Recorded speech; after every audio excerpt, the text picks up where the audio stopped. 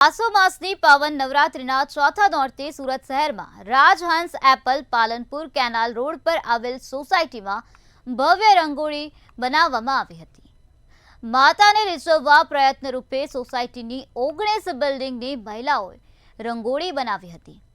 માતાજીના અલગ અલગ રૂપની કૃતિઓ આકૃતિઓ દોરી અને યજ્ઞ હવન પૂજા સાથે નારી તું નારાયણીની થીમનું આયોજન કરવામાં આવ્યું હતું। બપોરે 4 વાગ્યાથી રાત્રે 8 વાગ્યા સુધી કૃતિઓ રૂપી રંગોળી બનાવી અને માતાજીની ગરબાની આરતી કરી માતાજીને રીઝવવા અને માતાજી પાસે સુખ સમૃદ્ધિ પ્રદાન કરવાનો આશીર્વાદ માંગવામાં આવ્યો હતો।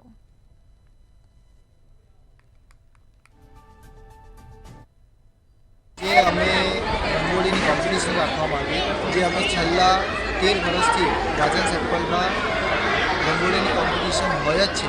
એકવાર આઠમે વર્ષે આખરી રવિવાર હતો અને અહીંયા રંગોળીની કોમ્પિટિશન દરેક અમારી 19 વિંગ છે, 19 વિંગના મહિલા જેટલી પણ મહિલાઓ છે એ બધે રંગે ચંગે ભાગ લે છે।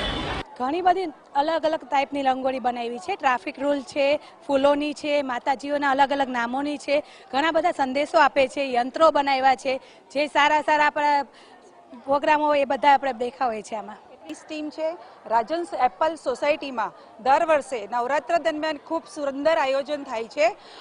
દરરોજ અલગ અલગ થીમ પર એક્ટિવિટીઝ કરવામાં આવે છે। હાથમાં દીવડા લઈને, માથા પર માટલી લઈને, ટ્રેડિશનલ ગરબા, એ સિવાય રંગોળી પણ આપણી જે પરંપરા છે એને પણ ઇમ્પોર્ટન્ટ આપીને આજે રંગોળી કોમ્પિટિશન કરવામાં આવી છે। તેમાં અલગ અલગ થીમ પર છે।